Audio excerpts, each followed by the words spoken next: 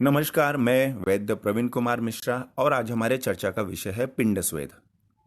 पिंड स्वेद ये आयुर्वेदिक चिकित्सा पद्धति है कि जिसके द्वारा हम पेशेंट को सेक देते हैं।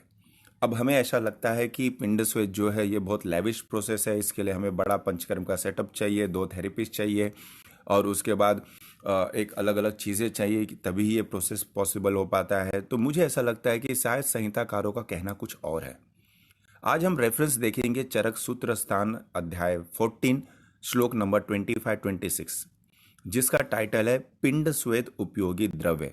यानी कि पिंड स्वेद आपको अगर किसी पेशेंट के अंदर कैरी आउट करना है तो आपको किसी लैविश जगह की नहीं बल्कि एक नॉलेज की जरूरत है कि किस व्याधि के अंदर आपको क्या देना है।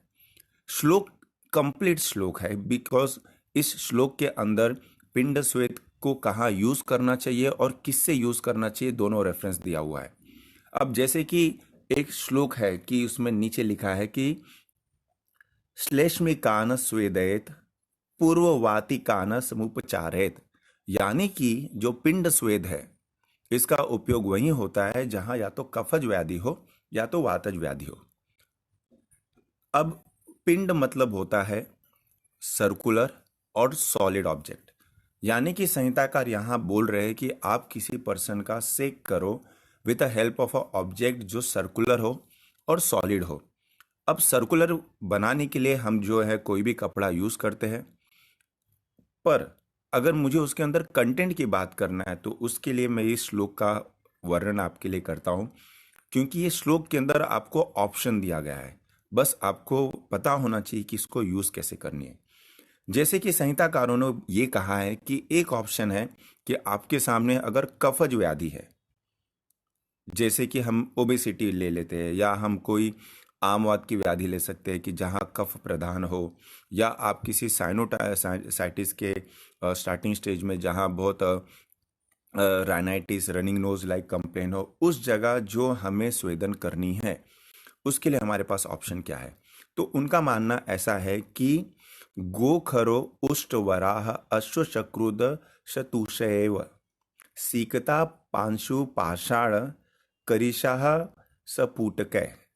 अब ये भले टेक्निकली बहुत अलग लगता हो लेकिन इसके अंदर ऐसा लिखा हुआ है कि काऊ हो, डोंकी हो, कैमल हो, किसी भी एनिमल का जो एक डंक होता है, जो वेस्ट होता है, ये एक सबसे बेस्ट होता है कि किसी कफज पर्सन के अंदर उसके पोटली का बनाया गया स्वेदन करना। ये खास करके सबसे इम्पॉर्टेंट है। आप इसी का अवचूर्ण करके आप किसी ओबेसिटी के अंदर यूज़ कर सकते हो, इसका आप साइनोसाइटिस के अंदर भी यूज़ कर सकते हो।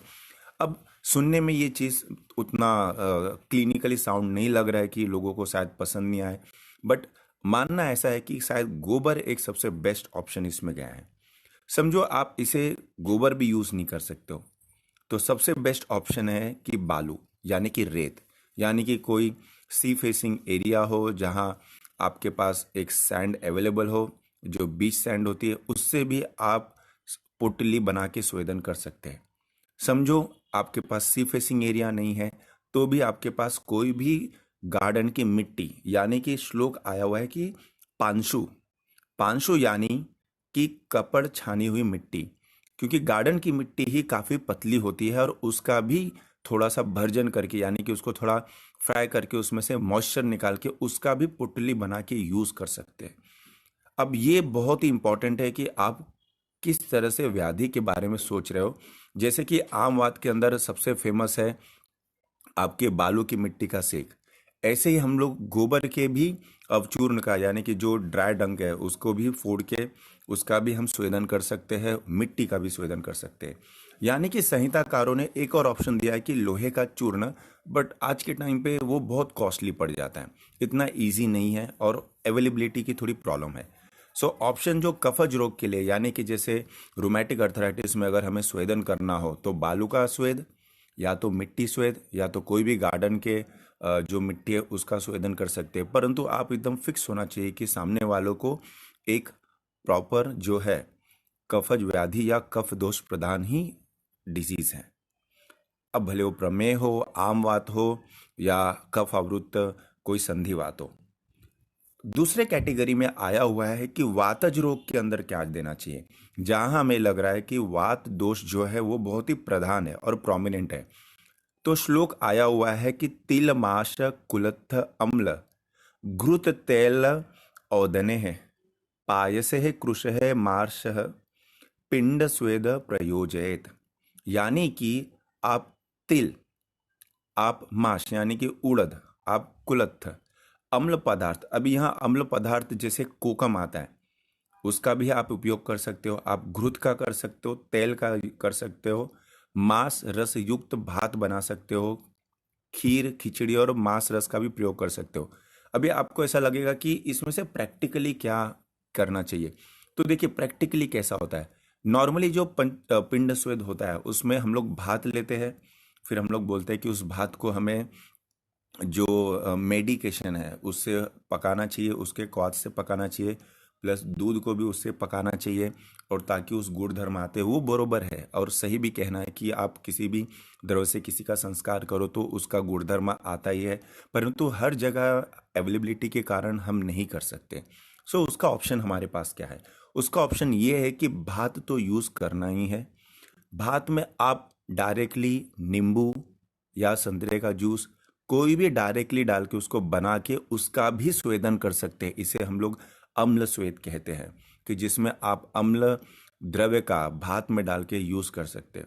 और ख़ास करके आज के सीज़न में, जैसे रेनी सीजन में, ये बहुत ही बेस्ट आपका पेन किलर जैसा काम करता है कि आप इसका पोटली बनाएं, क्योंकि संधिवात के श्लोक के अंदर कहा गया है कि अगर ऐसे चीज़ों का उपनाह करें, दाह उपनाह, तो आपको वात रोग से कुछ हद तक छुटकारा मिल सकता है।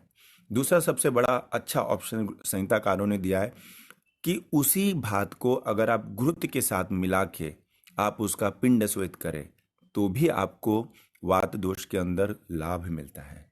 इसी तरह से उसी भात को आप तेल मिक्स करके भी दे सकते हैं, घृत और तेल दोनों मिक्स करके दे सकते हैं।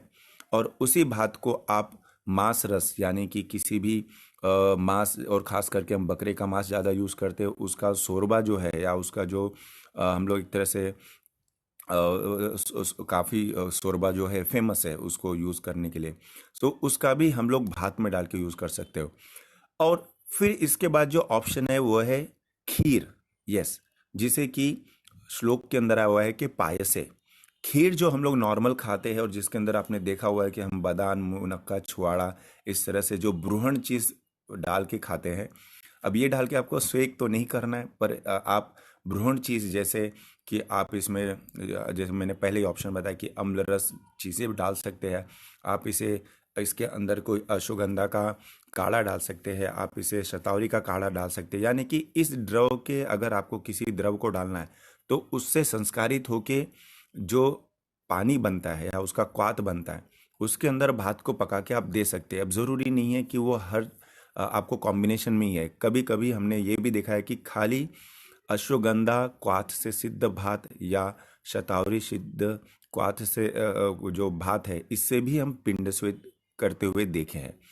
और लोग को अगर ये भी नहीं जमता हो तो क्रूशरा यानी कि खिचड़ी, इससे भी पिंड स्वेद किया जाता है। बिल्कुल, जो नॉर्मली आप खिचड़ी खाते हो उसी खिचड़ी के अंदर बस आपको कुलत्थ माश तिल इस चीज़ों की भावना देनी पड़ती है और फिर आप उसको यूज़ कर सकते हो। हमने प्लेन यूज़ करते भी देखा है, लेकिन प्लेन का उतना आपको इफ़ेक्ट नहीं आएगा जितना आपको तिल माश और कुलत्थ डालने पे आएगा। यानी कि ऑल इन ऑल आपके पास जो ऑप्शन है वो है कि भात का किसी अम्ल कुलत्थ तिल या मांस मिला के यूज़ करना चाहिए, या भात का खीर जो बनता है उसमें थोड़ा भ्रूणात्मक ड्रग डाल के आप उसका भी बना सकते हैं पिंड स्वेद, और फिर पेशेंट को पिंड स्वेद प्रोसेस कर सकते हैं। आप प्लेन खिचड़ी जो बहुत आसानी से बनाया जा सकता है उसके अंदर आप अलग अलग ड्रग यानी कि जैसे कुलत्थ हो या उसमें मांस हो उसका बना के भी यूज़ किया जाता है। और इसी तरह से एक पिंड स्वेद एक ऐसा प्रोसेस है, संहिताकारों ने आपको दोनों तरफ से ऑप्शन दिया हुआ है कि आप एक रेत या बालू भी यूज़ कर सकते हो और आप खिचड़ी भी यूज़ कर सकते हो, या आप किसी तरह का खीर भी यूज़ कर सकते हो, या भात का बनाया हुआ है सिद्ध कोई चीज़ यूज़ कर सकते हो।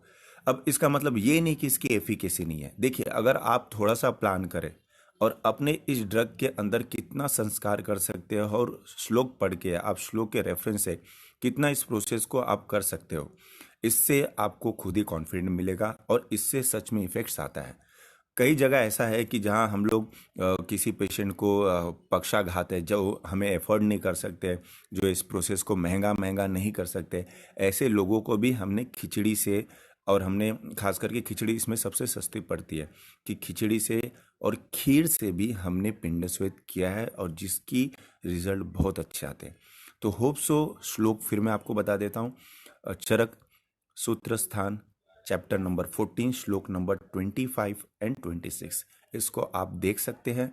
और आपको और इन्फॉर्मेशन चाहिए, सो आप हमारे इस चैनल पे बने रहें। Thank you very much.